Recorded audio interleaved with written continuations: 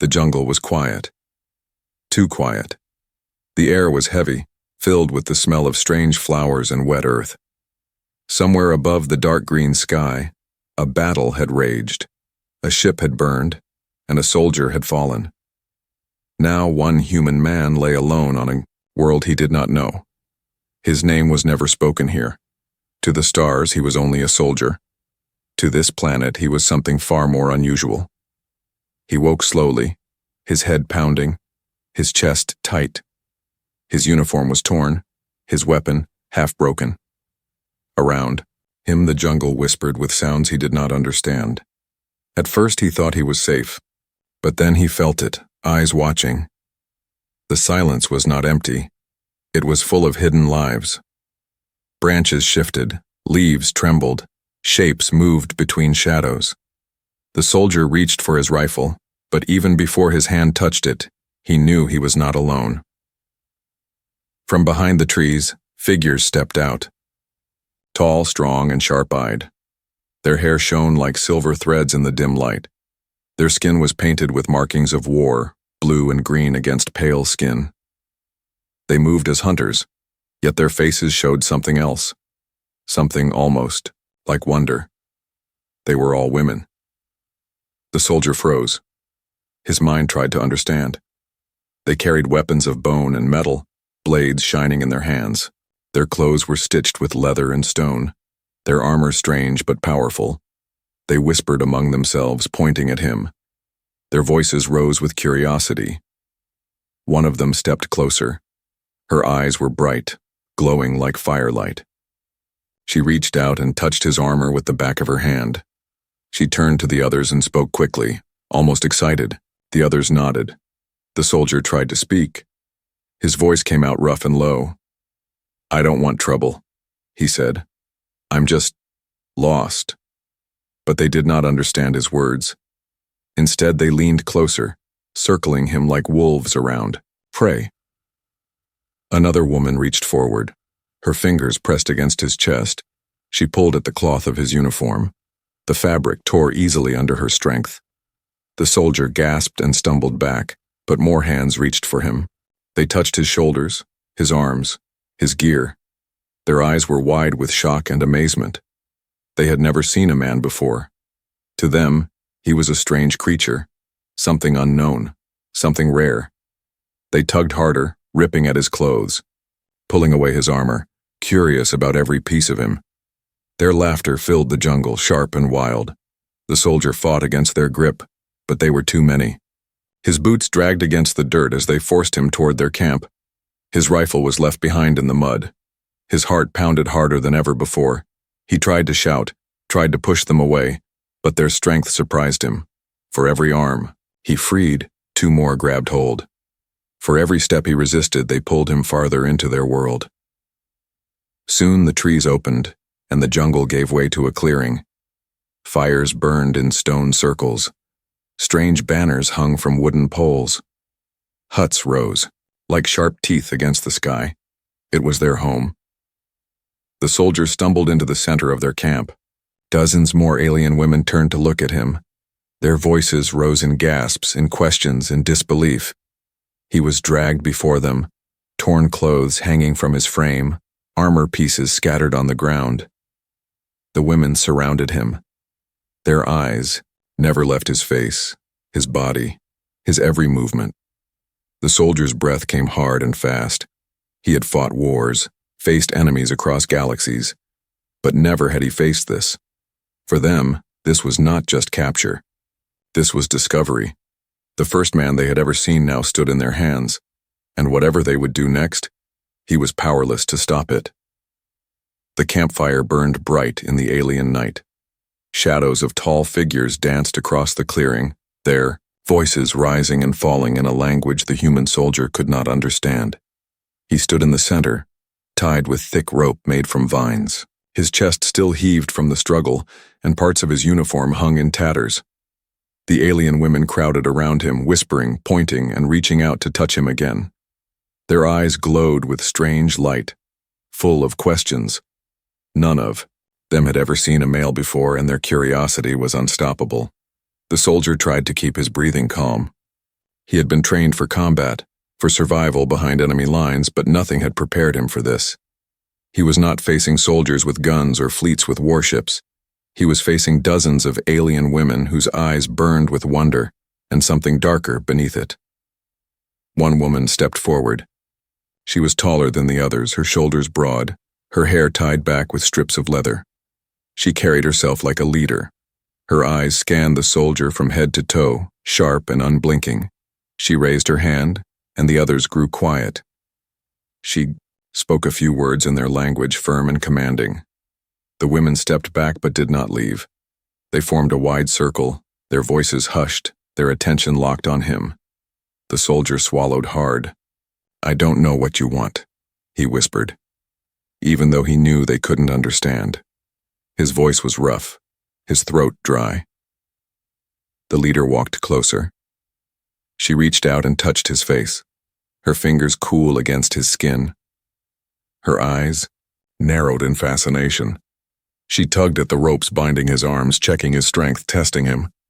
Then she looked to the others and gave a short, sharp laugh. The women answered with their own laughter, high and wild. Several of them rushed forward, grabbing at his arms and legs. They pushed him to his knees. The soldier gritted his teeth and tried to resist, but their grip was unbreakable. Their voices rose, their laughter turning into chants, a rhythm that filled the camp like a storm. The soldier's heart pounded. This was no simple curiosity anymore. Something ritualistic was beginning. The leader raised her hand again, and silence fell. She circled him slowly, studying every detail. She touched his short hair, then tugged it as if testing if it was real. She pulled at the torn fabric of his uniform, ripping another piece free and holding it up to the firelight. The crowd gasped and murmured as if she had discovered some great secret. The soldier's muscles tightened. Every instinct told him to fight, to break free, to run. But he forced himself to stay still. He had no weapon, no support, no escape. The only thing he had was his mind, and the hope that these women would not kill him before he found a chance. One alien woman crouched in front of him. Her eyes were wide with awe. She touched his chest gently, then pressed her ear against it. She gasped and spoke quickly to the others, pointing at him, pressing her hand against her own chest as if comparing. The soldier realized she had heard his heartbeat. More women came closer, each one touching, pushing, pulling. Their hands were rough, but their faces showed excitement. They were trying to understand him, to study him, to make sense of what he was. But then, suddenly, the mood shifted. One of the women pulled hard at the last strap of his armor, tearing it away. The crowd cheered, their chants louder, wilder. Their curiosity was no longer soft. It was fierce, hungry, unstoppable. The soldier struggled against the ropes, his voice rising. "Stop! Enough!" But his words were lost in their language, swallowed by their chants. The leader raised her hand once more, and the crowd froze.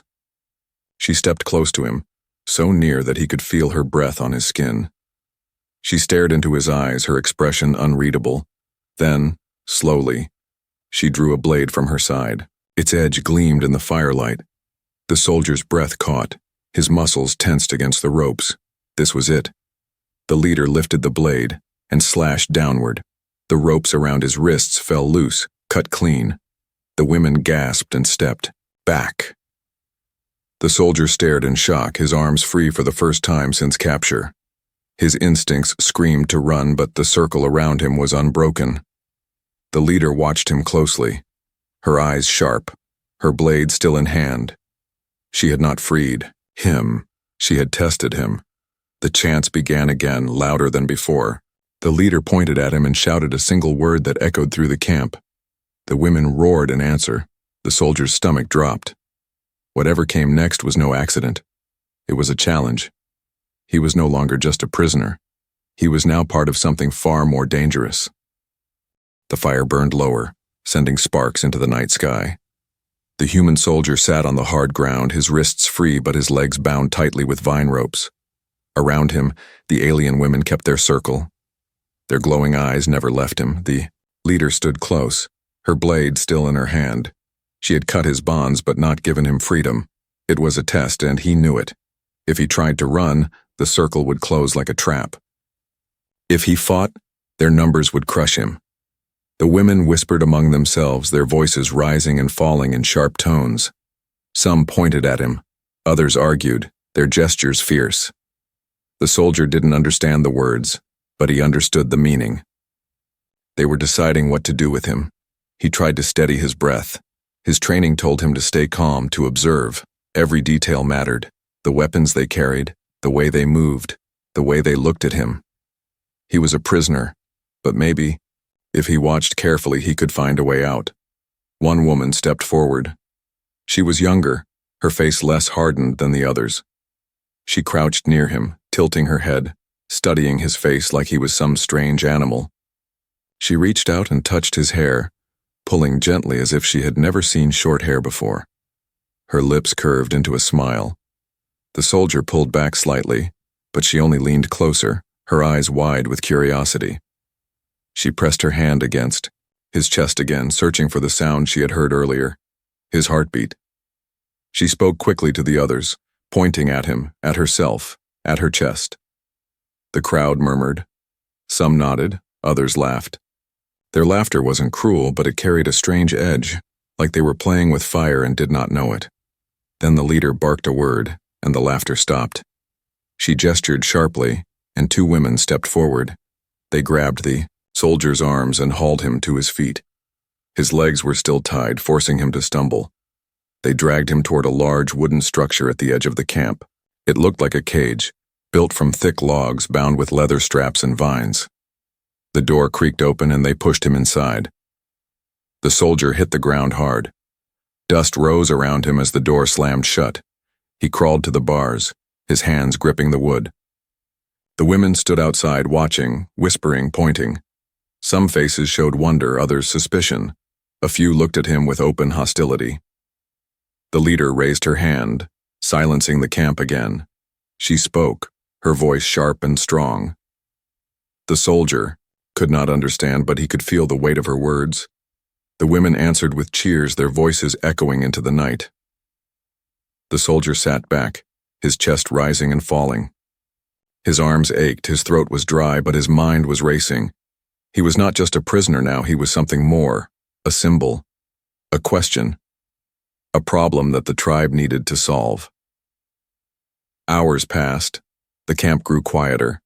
Fires dimmed, voices faded. Some women stayed near, keeping watch, their eyes glowing faintly in the dark. The soldier leaned against the cage wall, staring into the night sky.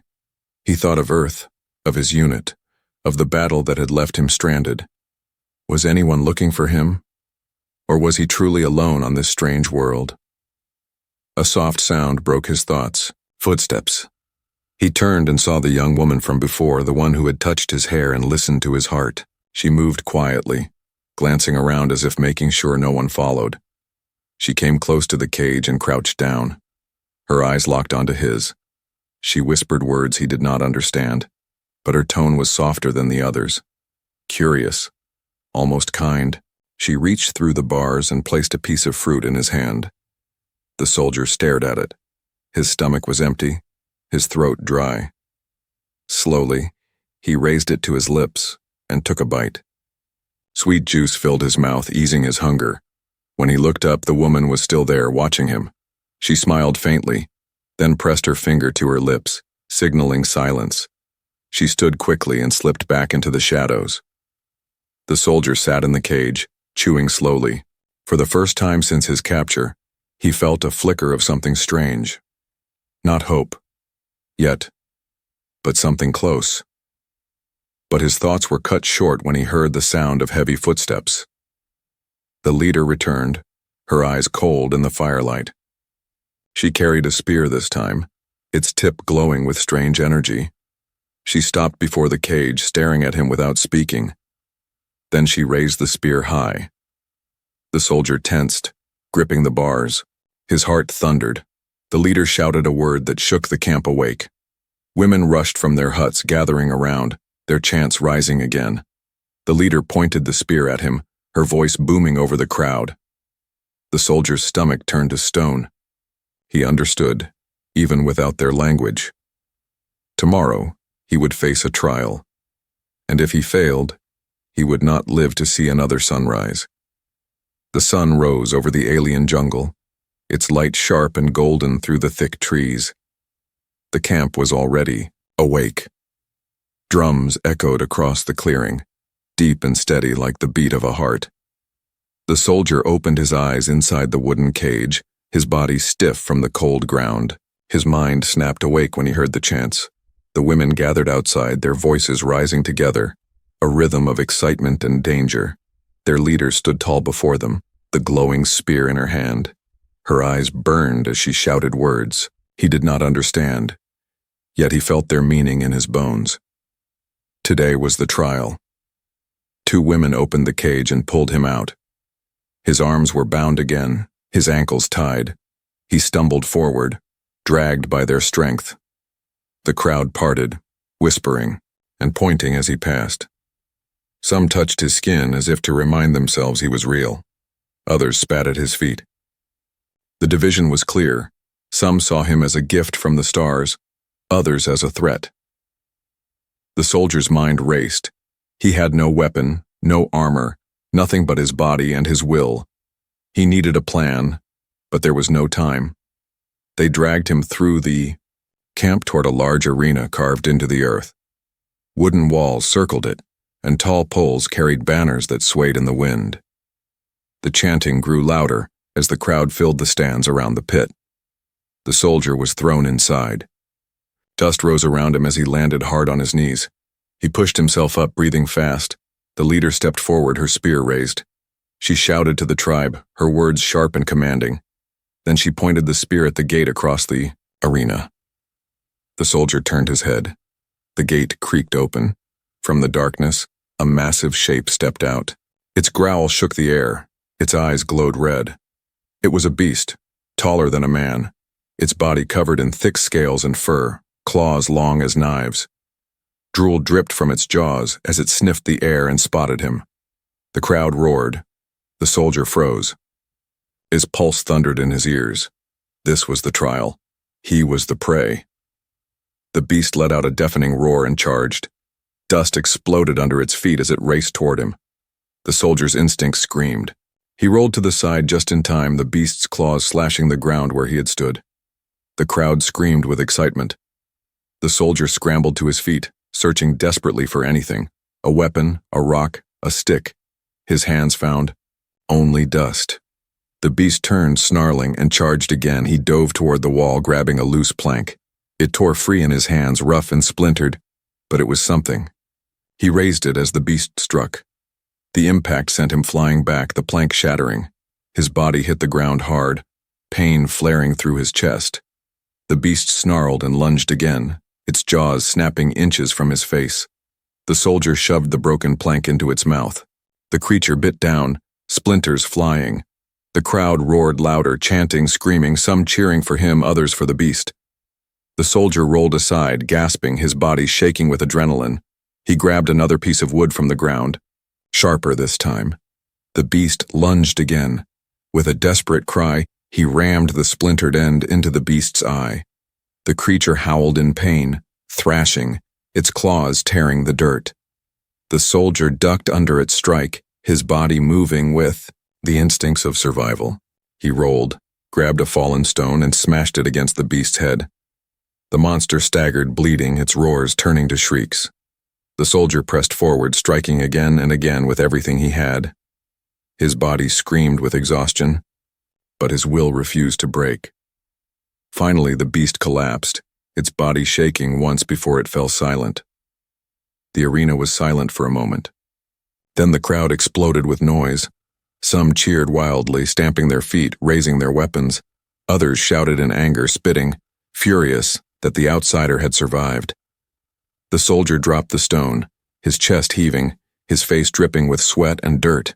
His body trembled, but he stood tall, his eyes burning with defiance. The leader raised her spear high, her face unreadable. She studied him for a long moment, then shouted a single word. The crowd answered with thunderous voices. The soldier's chest tightened. He did not know what they had decided, but he knew this was not the end. 2 women entered the arena, gripping his arms. They pulled him toward the gate, dragging his exhausted body back into the camp. The crowd followed, chanting, louder, faster, the sound echoing through the trees. As they dragged him past the cage, he caught sight of the young woman who had given him fruit the night before. She stood at the edge of the crowd, her eyes wide with fear. She whispered something under her breath, words he could not hear. The soldier's body sagged, but his mind sharpened. He had survived the beast, but now he was caught in something even more dangerous, the will of the tribe. And from the leader's eyes, he could see the truth. They were not done with him yet. The round jungle night fell heavy over the camp, but the noise of the tribe did not fade. Drums pounded, fires blazed high, the women chanted and shouted, their voices carrying through the trees like thunder. The soldier sat on the ground near the center, his body bruised, his clothes torn, his skin marked by dirt and blood. He had survived the beast, but the looks in their eyes told him it was not enough. The leader stood tall above the crowd, her glowing spear raised high. Her voice cut through the chants like a blade. She shouted words he could not understand, but their meaning was clear. The trial was not finished. The tribe demanded more.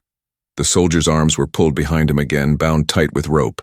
He tried to resist, but his strength was gone. They dragged him toward the arena once more. His stomach dropped. The arena fires burned brighter, now casting long shadows on the wooden walls. The crowd filled the stands again, their chants louder than before.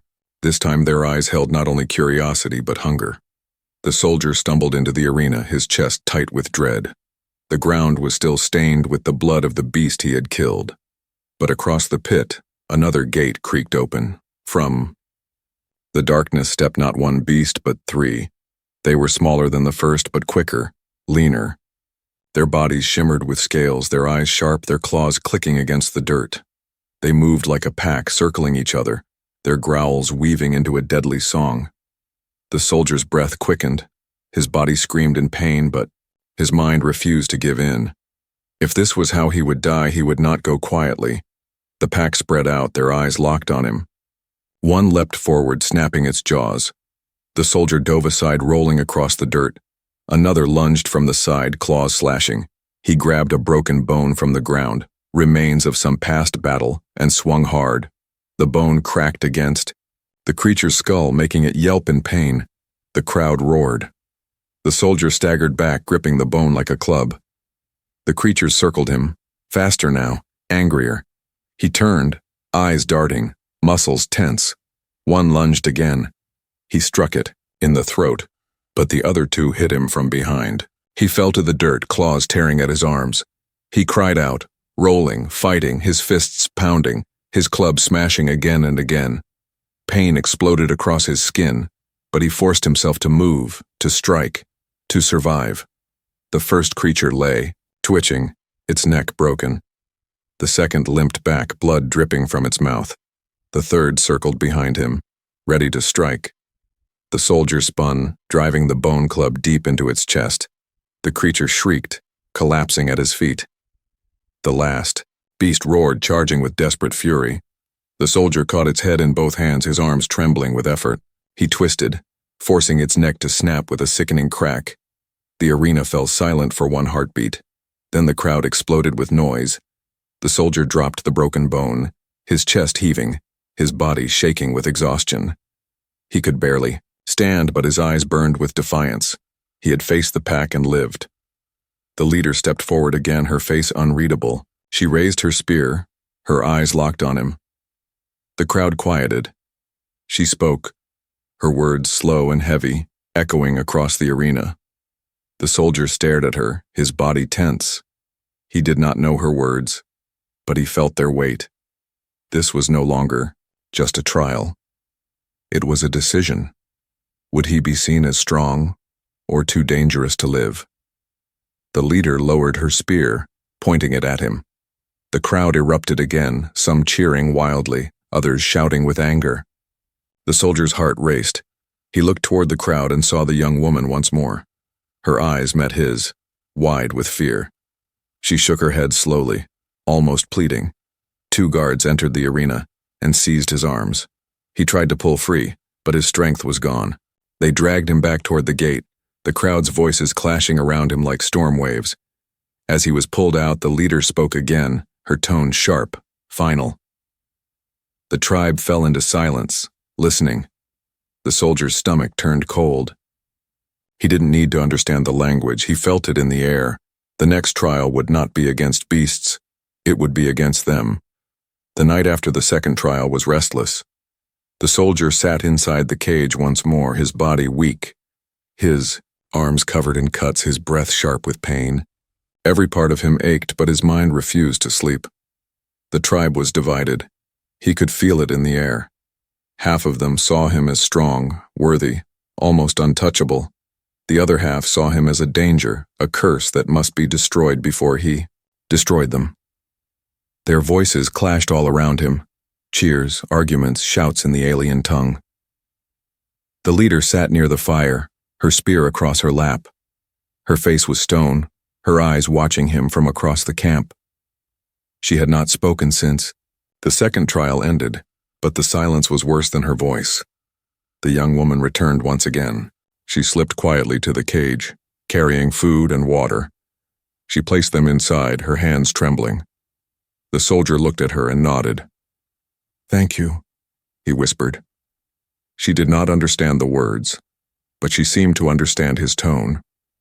She gave a small nervous smile, then hurried back into the shadows. As he ate, the drums began again. Slow, heavy. The tribe gathered around the fire. The leader rose, her spear glowing faintly in the dark. She raised her arms and silence fell. She spoke, her voice sharp and commanding. The soldier could not understand the language, but he could feel the weight of her words. The women around her shouted back, their voices splitting into 2 groups. Some pointed at him, shouting fiercely, their faces twisted with anger. Others pointed too, but with awe in their eyes. The argument grew louder. The soldier's stomach tightened. He was on trial again, not with claws or fangs, but with words and choices. The leader raised her hand, silencing the crowd. She turned toward the cage and walked slowly across the clearing. Her eyes never left his. When she reached him, she crouched down, her spear resting against the bars. She spoke softly this time. Her tone was not cruel, not mocking, but steady and strong. She touched the cage, then touched her own chest, and then pointed at him. The soldier frowned, trying to understand. Was she asking if he was strong? Was she telling him he belonged here? Before he could guess further, she stood again. She turned to the tribe and shouted a word that echoed like thunder. The crowd gasped. Some cried out in anger. Others cheered wildly, stomping their feet. 2 women rushed forward and opened the cage. They dragged the soldier out, pulling him into the center of the camp. He stumbled, his legs weak, his heart racing. The firelight painted every face around him, glowing with tension and expectation. The leader raised her spear high. She shouted another command. From the crowd, 2 warriors stepped forward. Both carried spears and knives, their eyes cold and hard. They looked at him as if he was not a man but prey. The soldier's chest tightened. This was the next trial. Not beasts, not cages. He was to fight them. The women circled him slowly, their weapons ready. The tribe chanted, their voices low and dangerous. The leader lowered her spear, signaling the fight to begin. 1 warrior lunged. The soldier ducked aside, his body screaming in pain but moving with the instinct of survival. He grabbed a burning stick from the fire and swung it wide, forcing her back. The second woman slashed at him, cutting his arm. He gritted his teeth, ignoring the pain. The crowd shouted louder. The women attacked together, their strikes fast and brutal. The soldier fought back with the fire stick, swinging, dodging, pushing with every ounce of strength left in him. Sparks flew. Smoke filled the air. He caught 1 warrior's spear with the stick, twisting it out of her hands. He kicked her back, his body trembling from the effort. But the other warrior struck hard, knocking him to the ground. The soldier rolled away just in time, the blade sinking into the dirt where his chest had been. He shoved upward, smashing the burning stick against her face. she cried out, stumbling back. The crowd roared, half in cheers, half in fury. The soldier staggered, to his feet clutching the spear he had stolen. His chest rose and fell like thunder. He pointed the weapon toward the two warriors, his eyes blazing. The fight had not ended, but for the first time he stood with a weapon in his hand. The leader's eyes narrowed. She watched him, her face calm but her mind racing. Then, with a slow, deliberate motion, she raised her spear high again. The chant stopped. The warriors froze. The leader stepped forward, her voice sharp, final. She pointed at the soldier and shouted a single word. The entire tribe erupted, some with cheers, others with screams of rage. The soldier tightened his grip on the spear, his chest burning. He didn't know the word she had spoken, but he knew this. His fate had just been decided and the choice would change everything. The tribe roared as the leader's voice echoed across the camp. Her words cut the night like thunder. The soldier stood in the circle, the stolen spear still in his hands, his chest heaving with pain and exhaustion. The two warriors stepped back, lowering their blades. The crowd split into shouts, half screaming in approval, half in fury. Some stamped their feet, chanting his survival as if he was already one of them. Others spat and cursed, demanding his blood. The leader lifted her, glowing spear again. With a single command, the noise fell to silence. All eyes locked on her, waiting. She pointed at the soldier, then struck the ground with her spear. The sparks flared, and her voice rang with authority. He did not understand the language, but he felt the meaning. She had chosen. The guards approached. The soldier tensed, ready to fight again if he must. But instead of seizing him, they lowered their heads and stepped aside. The crowd gasped. The leader walked closer, her gaze fixed on him. She reached out and touched the stolen spear in his hands, then pushed it back toward him. She did not take it away. Instead, she nodded slowly. The message was clear. He was no longer just a prisoner. He was something else now. Something new. The tribe erupted again, this time with a strange mix of cheers and shouts. Some women fell to their knees, raising their hands toward him as if honoring a spirit.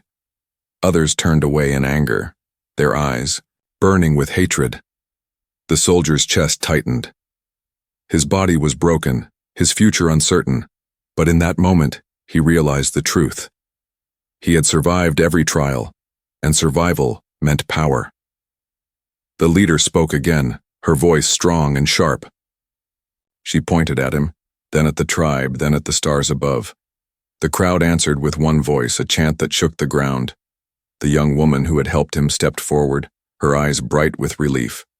She smiled at him, small but real, as if she understood more than the others. She whispered words softly, almost like a secret promise. The soldier stood tall, though his body trembled. He had entered their world as prey, dragged and torn, stripped of everything. But now he stood as something they could not define. A rival, a symbol, a bond they did not expect. The leader lowered her spear and stepped back. The trial was finished. His life would not end here, not today. But freedom was not his. He was theirs now, claimed by the tribe, bound to their laws and their leader's will. The crowd began to break apart, some celebrating, others muttering angrily. Fires dimmed, drums slowed.